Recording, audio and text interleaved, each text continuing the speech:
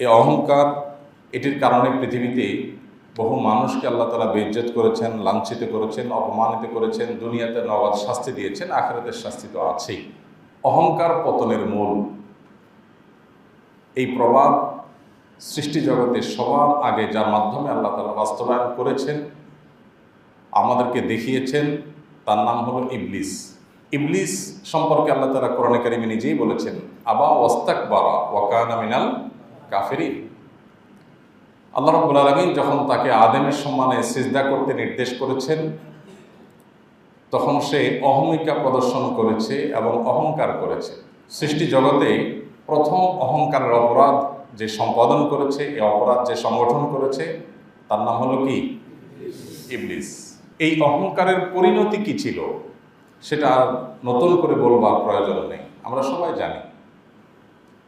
ইবলিস ফেরেশতাদের নেতৃত্বের আসনে ছিল।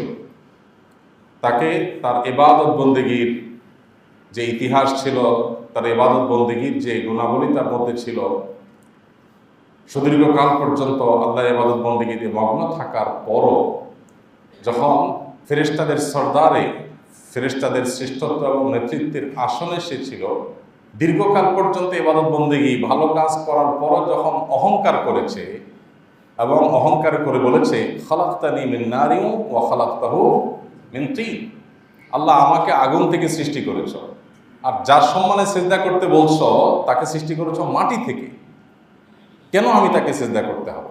এটা তো আমার সাথে যায় না, তার কাছে কেন ছোট হইতে হবে? তার সাথে কেন সামনে কেন মাথা নত করতে হবে? তার সাথে আমার এত সম্মান প্রদর্শন করার কি আছে? সে কে আর আমি কে?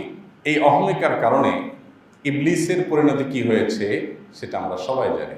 আল্লাহ রাব্বুল আলামিন তাকে জান্নাত থেকে বহিষ্কার করেছেন, আল্লাহর রহমত থেকে বিতাড়িত করেছেন। এজন্য শয়তানকে যে শয়তান বলা হয়, এই শয়তান শব্দের অর্থই হলো আল্লাহর রহমত থেকে বিতাড়িত। রাজিম শব্দের অর্থ এরকম। আল্লাহ রাব্বুল আলামিন তাকে তার অহংকারের পরিণতি সাথে সাথে বুঝিয়ে দিয়েছেন, একটুও বিলম্ব করেননি। এই জন্য উলামায়ে কেরাম এবং সালাফ খালাফ, পূর্বসূরি এবং পরবর্তীকালীন স্বর্ণযুগের স্বর্ণ মানব, আল্লাহর প্রিয় বান্দাগণ, ইসলামিক স্কলারগণ বলেন, অহংকার, দম্ভ, এটা হলো উম্মুল আমরাদ। এটা হলো উম্মুল আমরাদ, মানে মানুষের আত্মার যত ব্যাধি আছে, মানুষের ভেতরকার যত রোগ আছে, মানুষের মধ্যে দুনিয়ার মোহ থাকে, মানুষের মধ্যে লোভ লালসা থাকে, মানুষের মধ্যে আরেকজনের মধ্যে হিংসা পরশ্রী কাতরতা থাকে, নানাবিধ রোগ মানুষের অন্তরে থাকে। এই সকল রোগের মূল হলো অহংকার। এই অহংকার থেকেই অন্য সমস্ত রোগের সৃষ্টি। এটি যখন থাকে তখন হিংসা হয়। বিপরীত দিক থেকেও বলা যায় যে হিংসা থেকে অহংকার হয়, আবার অহংকার থেকে হিংসা হয়। কারোর প্রতি যখন অহংকার হয় যে আমি বড় সেই ছোট, তখন তার কোনো ভালো জিনিস আর সহ্য হয় না, হিংসাত্মক মনোভাব তার প্রতি সৃষ্টি হতে থাকে। এবং এই অহংকার থেকে মানুষকে তাচ্ছিল্য করা হয়, মানুষকে ইগনোর করা হয়, সত্য কথা মানতে মানুষের আগ্রহ থাকে না, আগ্রহ হারিয়ে ফেলে। নানাবিধ অন্যায় অপরাধ মানুষ সংগঠন করে, যে অপরাধ থেকে, সেটার নাম হলো কি? অহংকার। মুশকিল হলো এই ব্যাধিটা হলো ক্যান্সারের মতো। ক্যান্সার যেরকম মানুষের শরীরে হঠাৎ করে দানা বাঁধে না, অনেক আগে থেকে মানুষের শরীরে ক্যান্সার সৃষ্টি হয়ে সেটা ঘাপটি মেরে লুকিয়ে থাকে। মানুষ দুধ কলা দিয়ে যেরকম সাপ পোষে, এরকম খেয়ে পরে বিভিন্ন রকমের খাদ্য খাবার ইত্যাদি খেয়ে তার শরীরে থাকা ক্যান্সারকে সে নিজের অজান্তে সে পুষতে থাকে। হয়তো 6 মাস, 1 বছর, 1.5 বছর, 2 বছর ক্যান্সার নিয়ে বয়ে বেড়াচ্ছে, সে জানেও না। হঠাৎ কখনো তার সিমটম শুরু হয়, ব্যথা বেদনা শুরু হয়, অসুবিধা তৈরি হয়, এরপর ধরা পড়ে যে ক্যান্সার হয়েছে। যতক্ষণে ধরা পড়ে ততক্ষণে বেশিরভাগ ক্ষেত্রে আর ট্রিটমেন্ট করার সুযোগ খুব বেশি একটা থাকে না। অহংকার এবং দম্ভ এই বিষয়টা ঠিক এরকম। অন্তরে যখন এটি দানা বাঁধে তখন আমরা টের পাই না, এবং অনেক সময় আমরা অহংকার করি বিনয়ের সুরে। দেখতে দেখা যায় বিনয়, আসলে সেটা কি? অহংকার। মনে হচ্ছে আমি ঔষধ এবং প্রতিষেধক গ্রহণ করছি, আসলে আমার শরীরে আমি রোগ বিমারি ইনস্টল করছি। ঠিক অহংকারটা অনেকটা এরকম। এই জন্য অহংকার বিষয়ে নবী করিম সাল্লাল্লাহু আলাইহি সাল্লাম, সাহাবা একরাম সবচেয়ে বেশি সতর্ক থাকতেন, সবচেয়ে বেশি আল্লাহর প্রিয় বান্দারা সতর্ক থাকেন।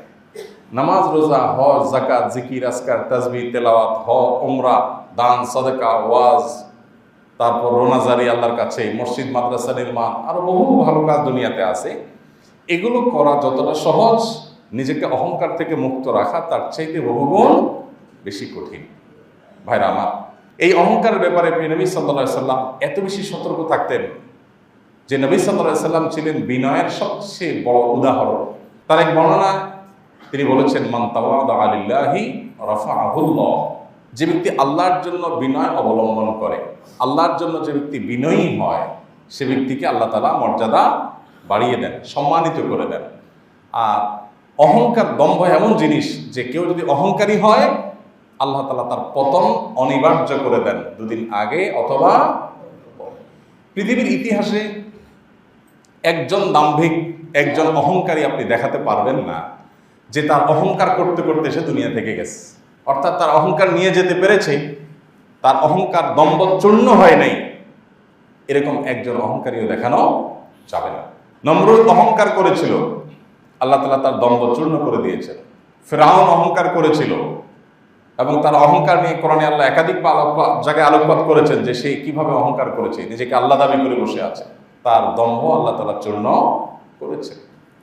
আবু জাহাল, আবু লাহাব এরা অহংকার করেছে। আবু জাহাল তো এমন অহংকার করছে যে বদরের যুদ্ধে যখন আবু জাহালকে যখন হত্যা করা হয়, মক্কার মুশরিকদের পক্ষ হয়ে যখন যুদ্ধ করতে আসে মুসলমানদের সাথে, আল্লাহ রাব্বুল আলামিন আবু জাহালের মতো দাম্ভিক, অহংকারী, এরকম একজন নিজের নেতৃত্বের, কর্তৃত্বের, শ্রেষ্ঠত্বের যে অহংকার, এটাতে যে ব্যক্তি অন্ধ ছিল, আল্লাহ তাআলা তাকে হত্যা করিয়েছেন দুজন কিশোরের হাতে, বড় কোনো ব্যক্তির হাতেও না।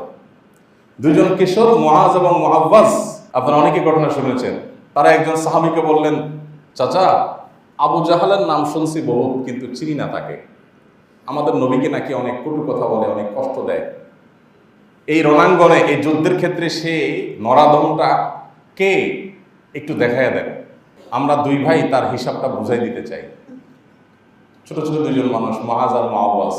তো যার কাছে জিজ্ঞাসা করছেন, সাহাবী চিন্তা করছেন, ছোট মানুষ কৌতূহল হয়ে জিজ্ঞাসা করছে, দেখাই দিয়েছেন, মনে করছেন কি আর করবে।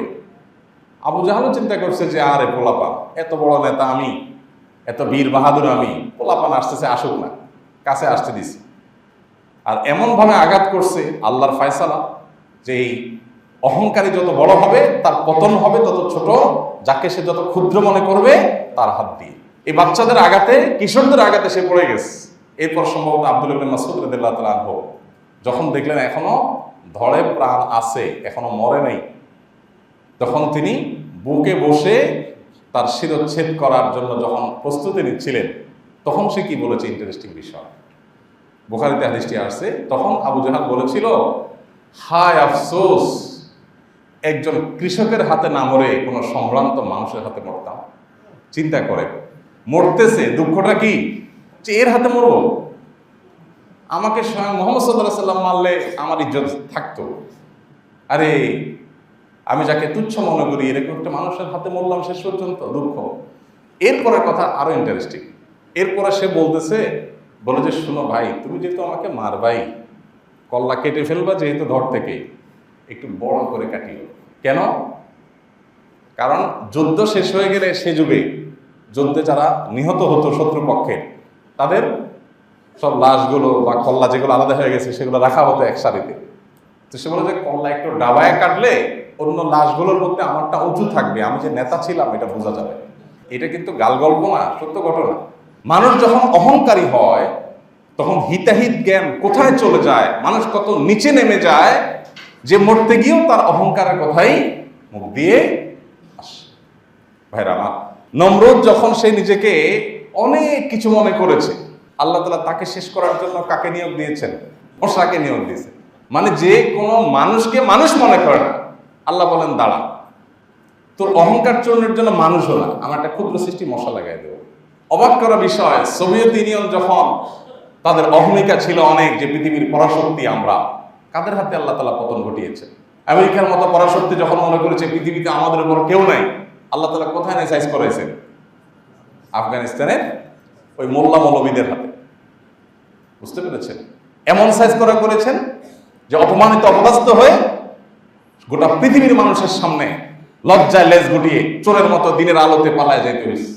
মুশকিল হলো ভাই, চেয়ারে বসায় দিলে আপনি ওই বিষয়ে দু চার কথা বলতে পারবেন, আমি বলতে পারবো, আমার চাইতে আরো ভালো বলতে পারবেন আপনারা অনেকে। মুশকিল হলো আমরা নিজেরাই আমাদের দৈনন্দিন জীবনে আমাদের নিজেদের অজান্তেই হয়তো কোনো না কোনোভাবে অহংকারের সাথে জড়িয়ে যাচ্ছে। আল্লাহ তাআলা আমাদেরকে অহংকার মুক্ত জীবন, সত্যিকারের বিনয়ের জীবন আল্লাহ তাআলা আমাদের সবাইকে দান করুন। অহংকারী মানুষের নগদ যে শাস্তিগুলো থাকে এর ভিতরে প্রথম এবং প্রধান হলো তার দম্ভ, তার অহংকারকে আল্লাহ তাআলা চূর্ণ বিচূর্ণ করে, লাঞ্ছিত অপমান করে তারপরে তার মাথাকে নত করে আল্লাহ তাআলা ছেড়ে দেন। প্রথমে ছাড় দেন আল্লাহ। আল্লাহ বলেছেন অমলি লাহুম ইন্না কাইদি মাতিন, আমি ছাড় দিয়ে রাখি। অহংকার করো করো করো করো করতে করতে যখন সীমানা ছাড়িয়ে চলে যাও, অনেকে উপরে ওঠে। একজনকে ধরেন ছাদ থেকে ফেলে দেওয়া হবে, এখন সে যদি উপরে ওঠার সময় চিন্তা করে আমি আরেকতলা উঠলাম, অহংকারী হতে থাকে, তাহলে এটা যেরকম তার নিজের পতনের কারণ। সে বুঝতে পারছে না যে যত উপরে উঠবে তত উপর থেকে ফেললে তার অবস্থা তত বেশি খারাপ হবে। আল্লাহ তাআলা অনেককে এরকম ছাড় দেন, 2 বছর, 4 বছর, 5 বছর, 10 বছর, 15 বছর, 20 বছর, 30 বছর, এক একজনকে এক একভাবে। আমরা সাধারণ মানুষ, আমরা অনেক সময় ধৈর্য হারিয়ে ফেলি। কি ব্যাপার? আল্লাহ না কোরআনে বলছেন আল্লাহ মাজলুমদের সাথে, আল্লাহ কোরআন হাদিসে না বলা আছে যে জালেমদের পরিণতি হবে, আল্লাহ লানত জালেমদের প্রতি হয়। কই এই ফেরাউন, জালেম, অত্যাচারী, এদের তো কোনো বিহিত টিহিত হইতে দেখি না, আমাদের মনটা ছোট হয়ে যায়। তো আল্লাহ তাআলা আমাদেরকে সান্ত্বনা দিয়েছেন, আল্লাহ ছাড় দিয়ে রাখেন, ওই যে উপরে উঠায় নেন, কারণ আসারটা যত উপরে উঠবে আসারটা তত বড় হবে, তত জোরে হবে। যে উঠে সে তো টের পায় না যে আমাকে উপরে উঠানো হচ্ছে, কেন? আসারটা জোরে দেওয়ার জন্য। এই জন্য ভাই, আমরা মজা নিতে খুব বেশি মজা পাই, শিক্ষা নিতে চাই না। সব কিছু থেকেই মজা নেই। একটা চোর ধরা পড়ছে, একটা ডাকাত ধরা পড়ছে, একটা খারাপ মানুষ ধরা পড়ছে, আমরা খুব মজা নেই। দমছে ভিডা, আরো জোরে মাপ। নিজের মারতে না পারলেও দাঁত খিচে শুরু করি, ভিডিও দেখতে দেখতে দাঁত খিচে এসে যায়। কিন্তু আমার নিজের অজান্তে আমিও এরকম কোনো গুনাহে, কোনো অপকর্মে জড়িত কিনা সে বিষয়ে ভাবনা করার সুযোগ আমাদের খুব হয়ে ওঠে। আল্লাহ তাআলা আমাদের সবাইকে বিনয়ী মানুষদের কাতারে শামিল হওয়ার তৌফিক দান।